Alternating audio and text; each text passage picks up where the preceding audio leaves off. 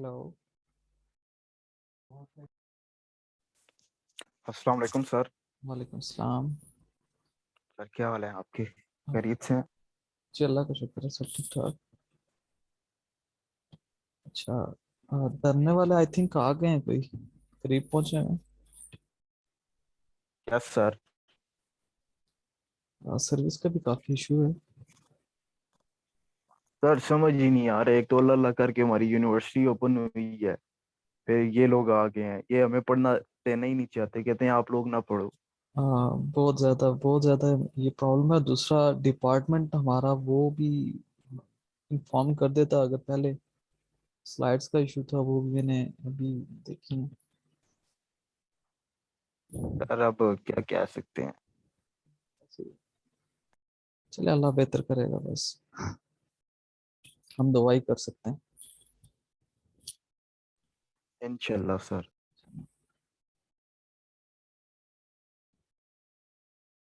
अच्छा, आज की क्लास में हम देखते हैं।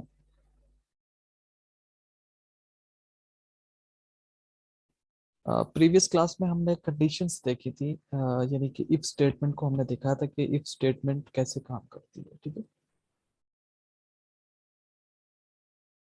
इसके बारे में हमने यानी प्रैक्टिकल इम्प्लीमेंट भी किया था। तो आप लोगों ने ट्राई की थी इसको?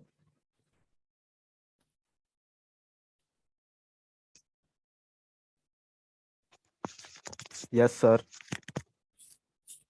चले, आज मेरा दिल था कि मैं प्रैक्टिकली काम करवाता आपको सब। सर हमारा भी बहुत दिल था कि यूनिवर्सिटी आके पढ़ते, लेकिन हम्म। क्या कहें। चलें, आज देखते हैं इसे थोड़ा सा कुछ प्रैक्टिकली इम्प्लीमेंट करते हैं। टास्क में मैंने लिखे हैं कुछ। वो एज ए असाइनमेंट मैं आपको सेंड कर दूंगा, तो आपने मुझे वो final. Okay sir. Okay sir. ठीक है। तो प्रीवियस क्लास में हमने इफ कंडीशन स्टेटमेंट देखी थी। इफ स्टेटमेंट, ठीक है, यानी कि कंडीशनल जो थी स्टेटमेंट्स, वो हमने इम्प्लीमेंट भी की थी।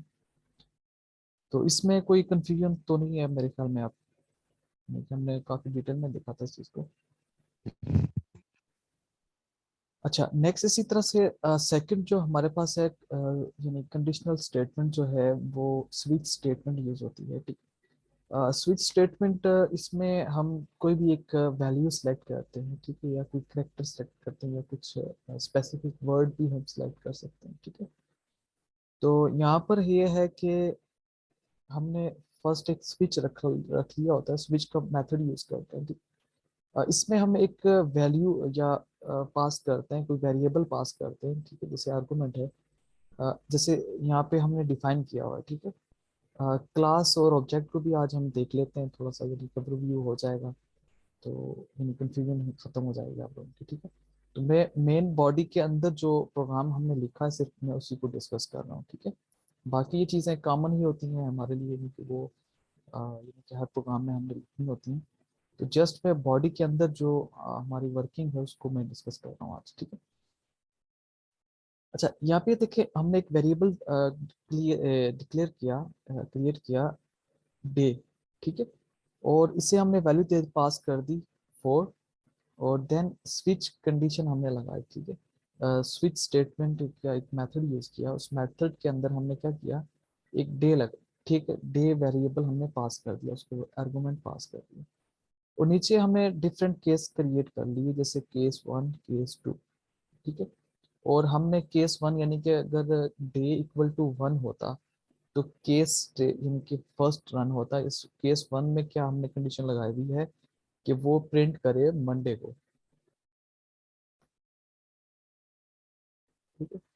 इसी तरह से ब्रेक है, यानी कि ये स्टेटमेंट कंटिन्यू नहीं होगी यहाँ पे, यानी ब्रेक हो जाएगी और प्रोग्राम हमारा, यानी कि जो वो इस बॉडी से, स्विच की बॉडी से आउट हो जाएगा। और हमें जो उसकी आउटपुट है वो हमें रिटर्न कर देगा। ठीक है। इसी तरह से अगर यूजर 2 प्रेस करता है, यानी कि अगर यहाँ पे वैल्यू हम 2 पास करते हैं, तो ये हमें ट्यूसडे रिप्लाई करता। तो नेक्स्ट इसी तरह से ब्रेक स्टेटमेंट था, यानी कि स्टेटमेंट को ब्रेक करना, यानी कि तोड़ देना, यानी कि इस तरह से। अब ये इसमें यानी कंडीशन 4 है और आई थिंक इसमें हमारे पास कोई भी आउटपुट नहीं आएगा, ठीक है। तो इस कंडीशन में हमें अगर हम इसे इम्प्लीमेंट करें, अपने इस पर ट्राई कर लेते हैं इम्प्लीमेंट करने के लिए।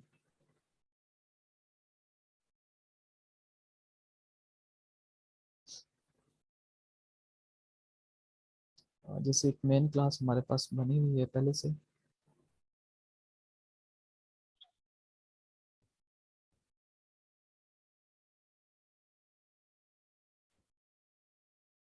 ठीक है। इसे अभी छोड़ दें आप, इनपुट स्टेटमेंट हम यूज नहीं कर रहे थे।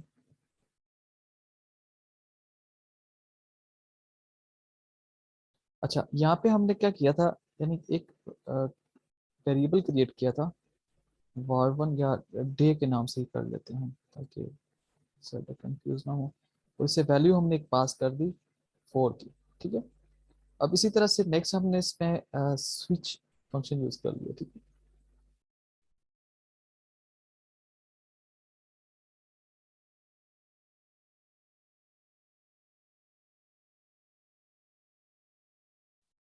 अच्छा, यहाँ पे हम पास कर देते हैं डे और इसकी बॉडी, ठीक है। अब ये बॉडी किसकी है, इस स्विच स्टेटमेंट की बॉडी है, ठीक है। और यहाँ पे हम पास कर देते हैं केस 1, ठीक है। इन केस हमारे पास 1 हो तो इसमें फिर ये क्या कर देगा, ऐसा आउट कर देते हैं। और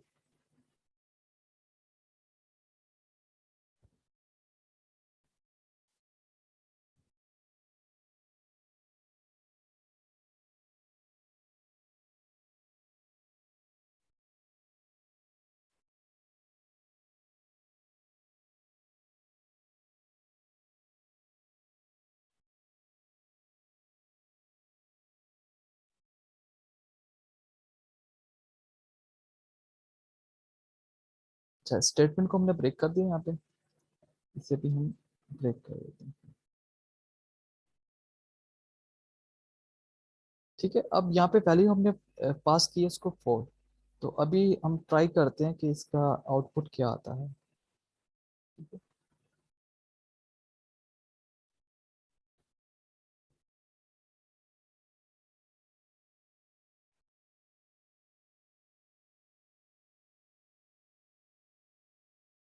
ठीक है, ये देखिए एग्जीक्यूट हो गया है, रन हुआ है प्रोग्राम, लेकिन इसकी आउटपुट कुछ भी नहीं आई, क्योंकि यहाँ पे हमने कंडीशन इसकी दी हुई थी 4, ठीक है।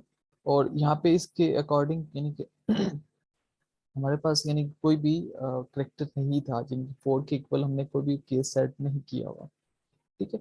तो इसमें हम क्या करेंगे, सपोज इसे यानी पहले ट्राई कर लेते हैं 1 प्रिंट करके, ठीक है। यानी कि डे की वैल्यू हमने 1 कर दी और इसे हम ट्राई करते हैं प्रिंट करने की, ठीक है। अब जैसे देखें वैल्यू हमने 1 सेट की और केस ने इसे यानी केस 1 यानी इसके अकॉर्डिंग हो गया, और इसने फिर जो वैल्यू थी हमारे पास, वो जो स्टेटमेंट हमने यहाँ पे लिखी थी वो स्टेटमेंट हमने इसने रिटर्न कर दी, ठीक है। इसी तरह से अगर 2 करेंगे तो 2 की वैल्यू हमें मिल जाएगी, ठीक है। लेकिन यहाँ पर हमें यानी कि डिफॉल्ट का एक इशू आता है कि डिफॉल्ट वैल्यू हम कैसे सेट करेंगे, ठीक है। तो इसे हम देखते हैं नेक्स्ट स्लाइड में। ये देखें, अब यहाँ पर जैसे स्विच केस हमने सेट किया था, ठीक है, सेम लाइक यानी केस के साथ जिस तरह से केस 2 है, सेम सी तरह से हम डिफॉल्ट एक वैल्यू सेट कर देंगे, ठीक है। यानी कि डिफॉल्ट केस हमारे पास आता है, मीन के कोई अदर आउटपुट आती है हमारे पास, जैसे 4 हमने प्रिंट किया था, तो 4 जब प्रिंट करेंगे, हाँ इसे मैं शेयर करता हूँ,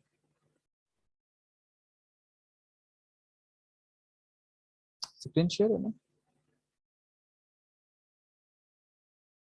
अच्छा, सर। हाँ। अब यहाँ पे हम डिफॉल्ट वैल्यू हम सेट करेंगे, ठीक है। ये डिफॉल्ट, जस्ट यानी कि डिफॉल्ट कीवर्ड हमने यूज करना है, और इसके बाद हमने यानी एक स्टेटमेंट हमने उसकी प्रिंट करवा देंगे, ठीक है।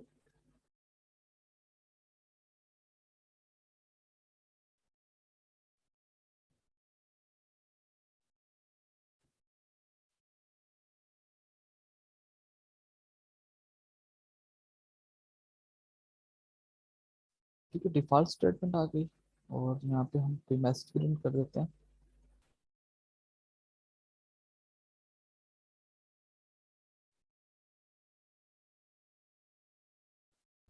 ठीक है, अब ये देखें। सर सर जी जी। सर ये डिफॉल्ट वैल्यू का दोबारा बता दें कि हम क्यों क्यों लगा रहे हैं जी नहीं समझ आई। ये डिफॉल्ट की।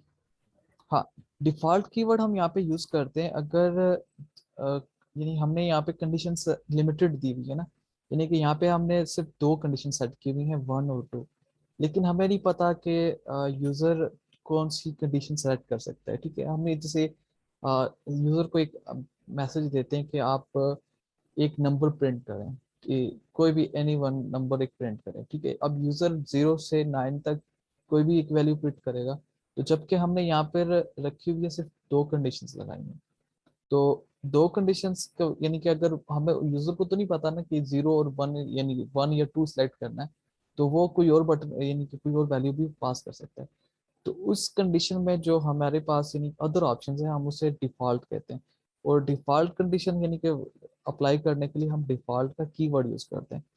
मीन के अगर यहाँ पे हम वैल्यू 5 यानी रख देते हैं, डे की वैल्यू 5, तो वो डिफॉल्ट में चली जाएगी। क्यों? वो केस देखेगा यानी कि 1 और 2 है हमारे पास और उसके अकॉर्डिंग कोई और वैल्यू नहीं है, तो वो डिफॉल्ट प्रेस कर देगा। ठीक है, तो जैसे अगर देखा था अभी हमने कि डिफॉल्ट की जैसे इसे यूज नहीं किया था डिफॉल्ट को, तो वो क्या कर रहा था कि हमें आउटपुट यहाँ पे कुछ नहीं आ रहा था, यानी कि हमारा प्रोग्राम तो एग्जीक्यूट हो रहा था सक्सेसफुल, लेकिन आउटपुट नहीं आ रही थी। ठीक है, तो इस कंडीशन में ये कि अगर हमारे पास डिफॉल्ट वैल्यू होगी और इसमें हमने कुछ मैसेज दिया होगा, तो वो यूजर अंडरस्टैंड कर जाएगा कि यहाँ पे जो मैंने इनपुट दी है वो इसके इक्वल नहीं है।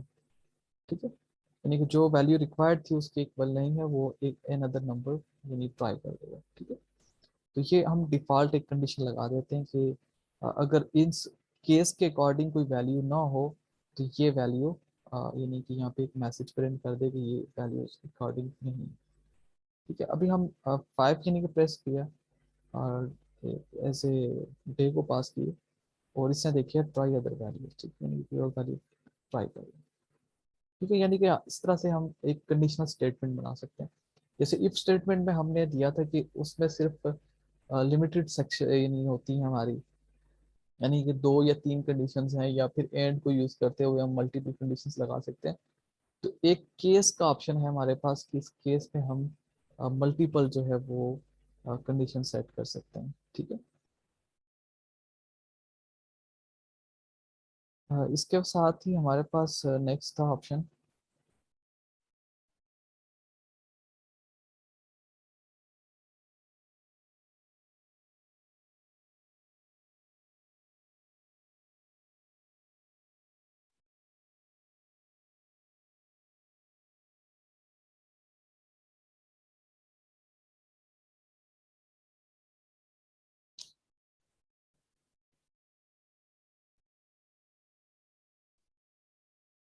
अच्छा, ये जावा से यानी कि स्विच स्टेटमेंट होगी हमारी।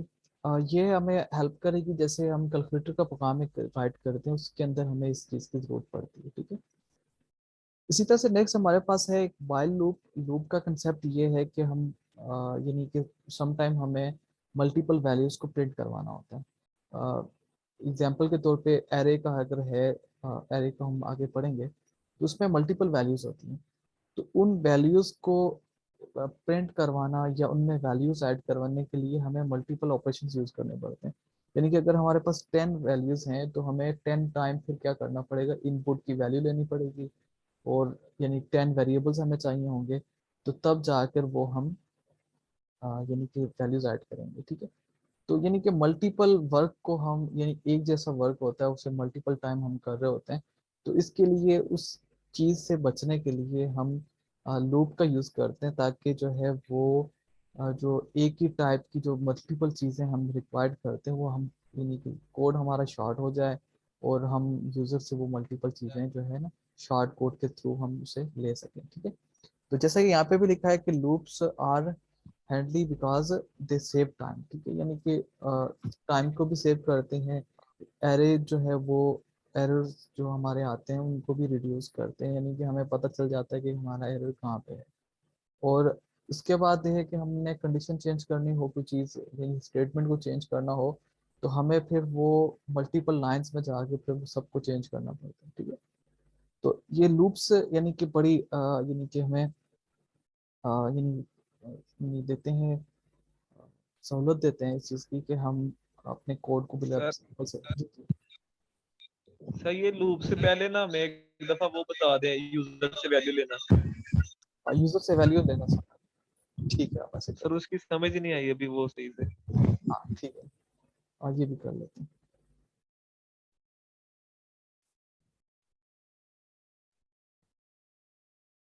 अच्छा, यूजर से वैल्यूज लेने से पहले हम क्लास का कंसेप्ट देख लेते हैं, ठीक है। क्लास का कंसेप्ट ये मैं remove कर दूं।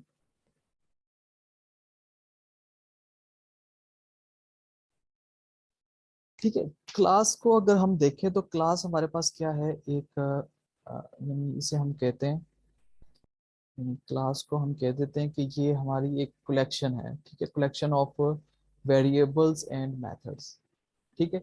यानी कि सपोज कि अगर एक पर्सन है, पर्सन की एक प्रॉपर्टीज है।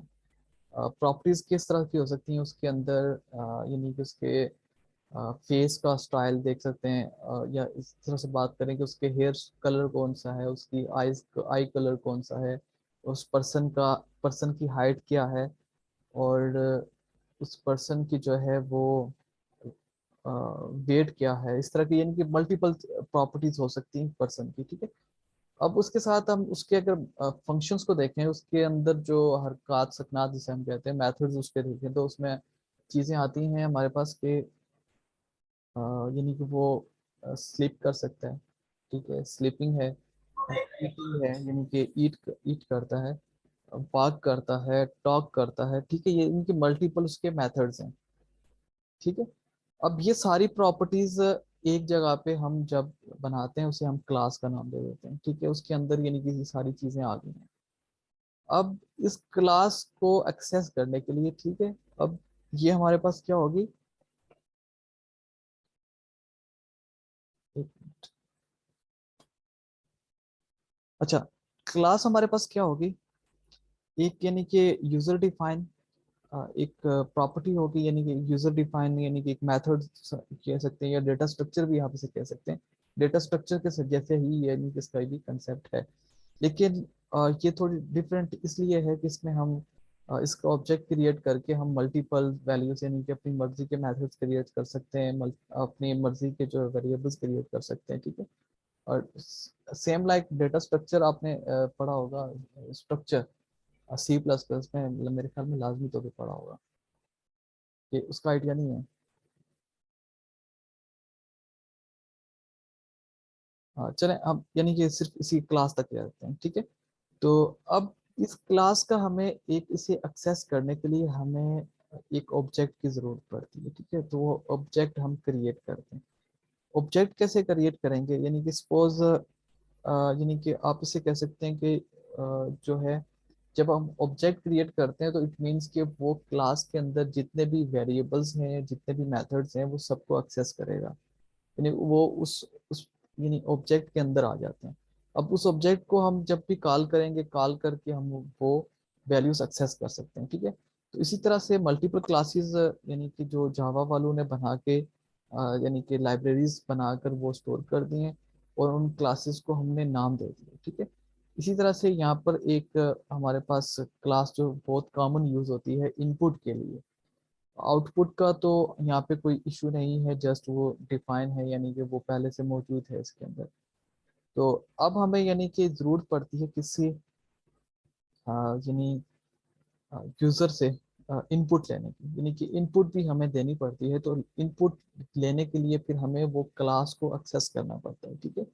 तो इस क्लास को एक्सेस करने के लिए जावा का जो एक प्लेटफॉर्म है उसके अंदर एक पैकेज है यूटिलिटीज, ठीक है।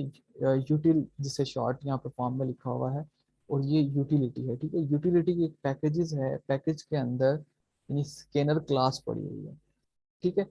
अब हमने इंपोर्ट करवाया, जैसे आप यानी आयो स्ट्रीम को इंक्लूड करते थे, ठीक है, इंक्लूड आईओ स्ट्रिंग कर देते सी प्लस प्लस के अंदर। सेम उसी तरह से हम यहाँ पे इंपोर्ट करते हैं। अब पैकेज का नाम, ठीक है, जो प्लेटफॉर्म है और पैकेज का नाम, देन जो है हमारे पास स्कैनर क्लास, ठीक है, ये हमने एक्सेस कर ली। अब ये क्लास क्या है, इसके अंदर प्रॉपर्टीज यानी कि इसके अंदर वेरिएबल्स भी हैं, कुछ मेथड डिफाइन हुए हुए हैं, ठीक है, बने बनाए मेथड्स हैं, हम उनको एक्सेस करेंगे, ठीक है। इनको एक्सेस करने का क्या तरीका होगा कि इसका हम एक इंस्टेंस बनाएंगे, यानी कि ऑब्जेक्ट क्रिएट करेंगे, ठीक है, जिसे हम इंस्टेंस भी कहते हैं, क्लास का इंस्टेंस। अब जब वो ऑब्जेक्ट क्रिएट करेंगे तो इट मीन्स कि वो जितने भी उसकी क्लासेस हैं, स्कैनर क्लासेस, ये सारी सेव हो जाएंगी हमारे ऑब्जेक्ट के अंदर। तो हम ऑब्जेक्ट के साथ डॉट पे यानी कैंडिडेट करके हम सारे फंक्शंस को कॉल कर सकते हैं, ठीक है। तो इसका ये मेथड होगा सिंपली, ये क्लास फर्स्ट हमने इंपोर्ट करवाई, इंपोर्ट कराने का ये एक मेथड है, ठीक है, यानी कि जस्ट पैकेजेस का नाम और देन क्लास का नाम, ठीक है, यानी कि डॉट के साथ हम कंकैटिनेट करते हैं। अब ये क्लास हमने इंपोर्ट करवा ली, देन फर्स्ट फंक्शन जो हमारा जो फर्स्ट ऑप्शन होगा वो ये होगा कि हमें इसका ऑब्जेक्ट क्रिएट करना है, ठीक है। ऑब्जेक्ट किसका क्रिएट करना है, स्कैनर क्लास का। तो फर्स्ट यहाँ पे स्कैनर, ठीक है, हमने ये इसका कंस्ट्रक्टर हमने कॉल किया, ठीक है। कंस्ट्रक्टर हम जब फंक्शंस पढ़ेंगे तो वहाँ पर हम इसे मजीद ब्रीफली पढ़ेंगे, ठीक है। तो फिलहाल ये देखें, स्कैनर क्लास हमने ली, उसके बाद यहाँ पे हमने ऑब्जेक्ट क्रिएट किया, ठीक है। जैसे यहाँ पर हम करते थे डेटा टाइप लिखते थे, देन वेरिएबल क्रिएट करते थे, ठीक है। ये हम यहाँ पे वेरिएबल यानी कि ऑब्जेक्ट का यानी कि नेम लिखेंगे, ठीक है, और इसे मैं नाम देता हूँ ऑब्जेक्ट इनपुट, ठीक है, यानी कि इनपुट का ऑब्जेक्ट है ये।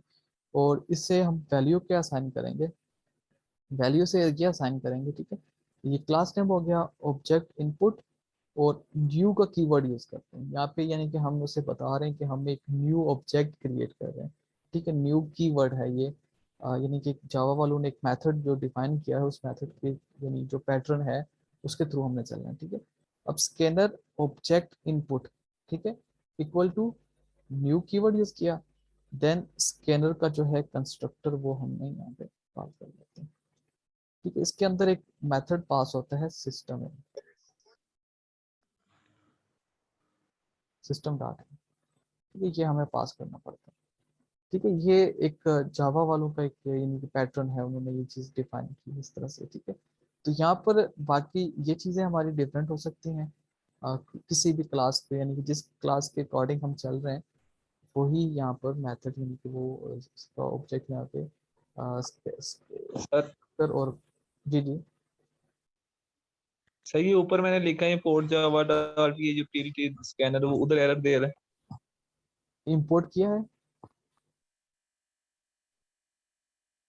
इनपुट नहीं सर, अभी वो जो आपने पोर्ट लिखा ना ये सेम हाँ हाँ, इसमें ये एरर आ रहा इसी लाइन होगा, पे एरर दे रहा है, वो पहली लाइन पे। ये एरर आ रहा होगा येलो कलर नहीं का। सर,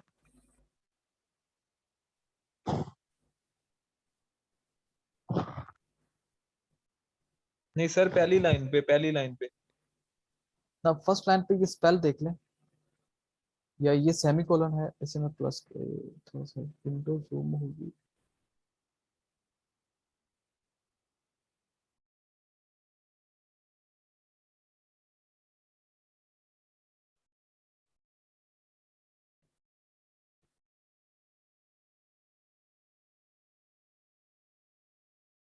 इसकी मुझे प्रॉपर्टीज देखनी है।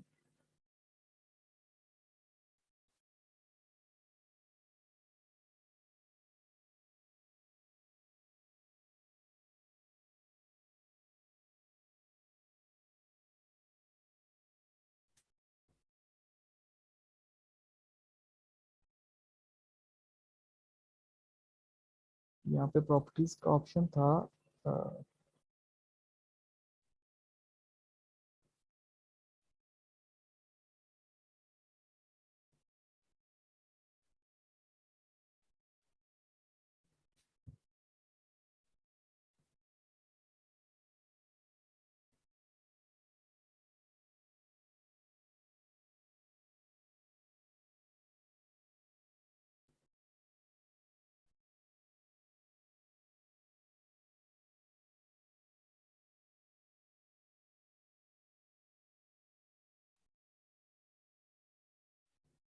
स्क्रीन शेयर करूँ मैं?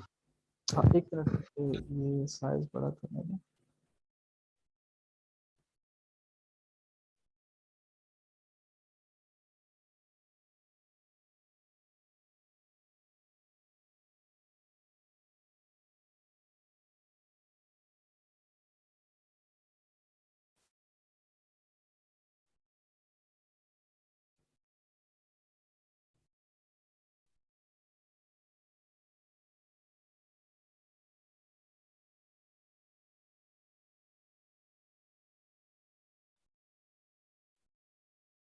आई थिंक सही नजर आ रहा है अभी, साइज बड़ा होगा। यस सर, ठीक है। ठीक है, अब देखें यहाँ पर जावा हमने लिखा, जावा के साथ डॉट लिखा है, ठीक है, यूटिल डॉट स्कैनर, और ये लास्ट पे सेमी कोलन ऐड किया। आई थिंक आपने कोई मिस्टेक की होगी।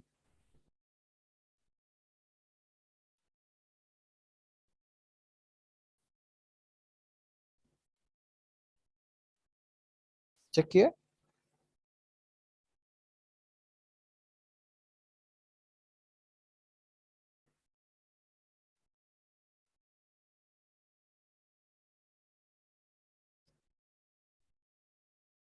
अच्छा चलें, अभी हम आगे बढ़ते हैं, इसे देखते हैं, फिर मैं शेयर कर लेता हूँ आपसे स्क्रीन, ठीक है। अच्छा, स्कैनर क्लास का हमने ऑब्जेक्ट क्रिएट कर लिया।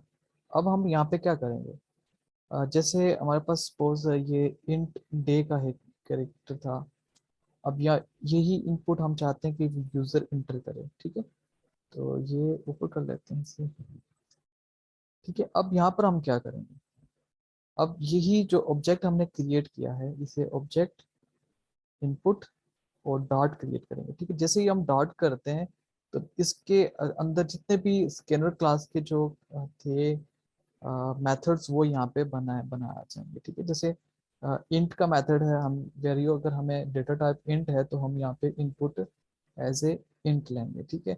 अगर स्ट्रिंग है तो नेक्स्ट लाइन देंगे, और ये अगर हमारे पास करेक्टर है स्पेसिफिक, तो करेक्टर के लिए हम यानी जो है नेक्स्ट, खाली नेक्स्ट का मेथड हम यूज करेंगे, ठीक है। तो उसका वो भी हम देखते हैं। तो फिलहाल यानी कि हमारे पास इंट वैल्यू थी, तो हम ये इंट यानी कि यूजर से लेते हैं, यानी कि नेक्स्ट इंट का मेथड हम यहाँ पर सिलेक्ट करते हैं, ठीक है। ये नेक्स्ट इंट आ गया। अब जब भी हम इसे यानी रन करेंगे तो ये हमसे ये इनपुट मांगेगा, ठीक है। तो ये थोड़ा सा एक लेंथी प्रोसेस है, लेकिन हम यानी कि ये परफॉर्म करते हैं एक्टिविटी, यानी कि जब भी हम इनपुट के लिए यानी इनपुट के लिए हम जब भी यहाँ पे कोड लिखेंगे, ठीक है। तो ये फर्स्ट इंपोर्ट की क्लास, देन सेकंड स्टेप जो है वो हमारे पास क्या है, हमने स्कैनर का ऑब्जेक्ट क्रिएट करना, ठीक है। और नेक्स्ट वैल्यू हमारे पास क्या आ गई, हमने यानी कि इनपुट वैल्यू जो है वो स्टोर करानी है एक वेरिएबल के अंदर, ठीक है।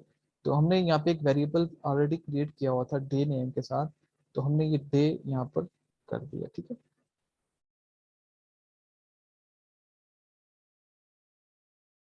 ठीक है, अब इसे हम रन करते हैं।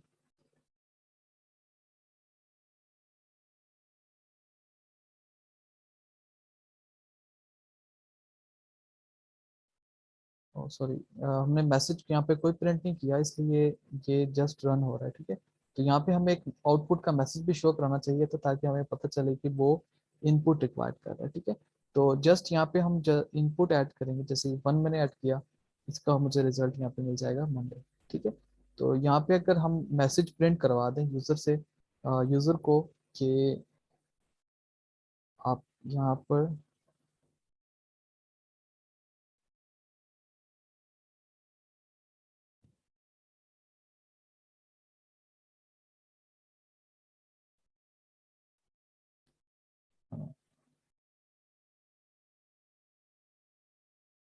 इसे कहते हैं नंबर,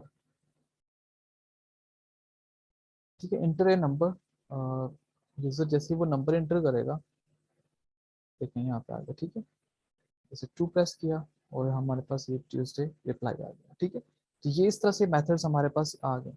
तो ये हो गया स्पेसिफिक इंट के लिए, जस्ट एक इनपुट यानी कि जस्ट एक इंट प्रिंट करवाने के लिए, ठीक है।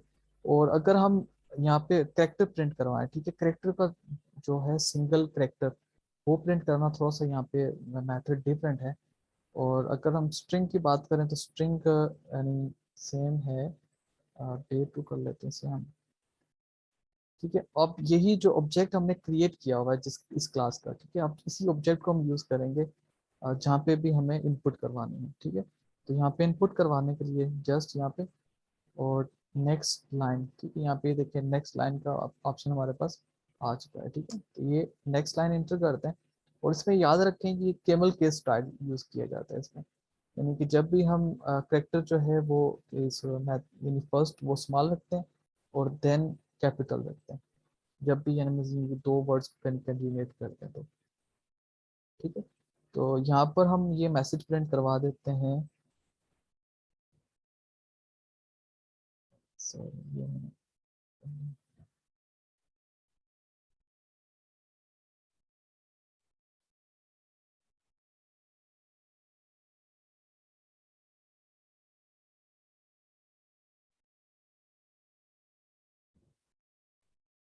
और इसी स्ट्रिंग को हम क्या करते हैं यहाँ पे आउट करा देते हैं।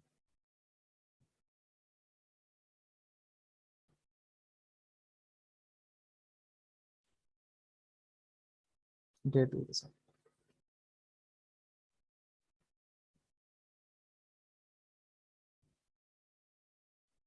और सही,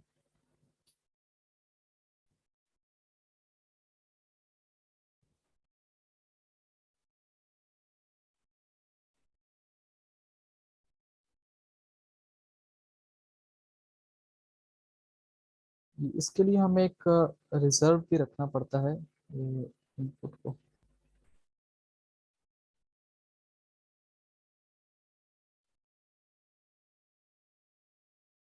ठीक है। ये एक ऑप्शन होता है इसमें, जब स्ट्रिंग हम प्रिंट करवाते हैं तो उसके लिए एक रिजर्व भी हम रखते हैं, ठीक है। तो ट्राई करते हैं नेक्स्ट, ठीक है। अब हमसे स्ट्रिंग रिक्वायर्ड कर रहे हैं, ठीक है। जैसे हम P S C S enter करते हैं, देन देखेंगे हमारे पास आउटपुट आ गया, ठीक है। तो सम टाइम अगर आपकी इनपुट डायरेक्ट चली जा रही है तो फिर आपको ये रिजर्व करनी पड़ेगी, ठीक है, यानी कि एक स्पेस आपको रिजर्व करनी पड़ेगी। इसी तरह से फिर हम प्रिंट करते हैं करेक्टर को, ठीक है। ये मेथड हमारे हो गए थे यानी एक स्ट्रिंग हमने प्रिंट कराया, इन प्रिंट करवाया है, और हम यहाँ पे इसे मैं रिमूव कर देता हूँ, करेक्टर एक प्रिंट करवाते हैं, ठीक है। करेक्टर जैसे है डे कर लेते हैं, ओके। और ऑब्जेक्ट इनपुट डॉट लाइन, ठीक है। अब ये लाइन का मेथड हम यहाँ पे यूज करेंगे, सॉरी सॉरी नेक्स्ट का मेथड यूज करेंगे, ठीक है। नेक्स्ट के साथ हम कंकैटिनेट करेंगे, ठीक है। करेक्टर ऐड, जैसे ये देखें फर्स्ट वैल्यू ही हमारे पास आ गई है, ठीक है। करेक्टर ऐड करके यहाँ पे वैल्यू जो है वो बाय डिफॉल्ट जीरो आती है, हम जीरो ही रखेंगे, ठीक है। तो इसे हम क्योंकि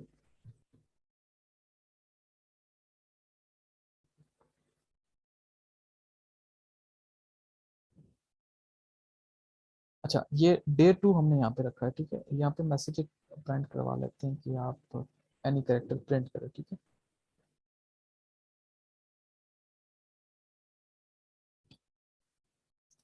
ठीक है, यहाँ पे हमने मैसेज प्रिंट करवाया और इसका रिप्लाई हमें क्या आ रहा है ये हम आउटपुट में देख लेते हैं, ठीक है। और इसे हमने क्या वेरिएबल का नेम दिया है डे टू का, ठीक है। ये याद रहेगा ना, ये डे टू, तो ये अलग वेरिएबल है हमारे पास। तो ये करेक्टर जो है वो इनपुट लेने का ये थोड़ा सा लेंथी सिस्टम है, यानी थोड़ा सा डिफरेंट है एज एज कम्पेयर टू, यानी कि अगर इंट की बात करें या स्ट्रिंग की बात करें, डबल फ्लोट वगैरह कोई भी नंबर हम लें वो डिफरेंट है टाइप है, ठीक है।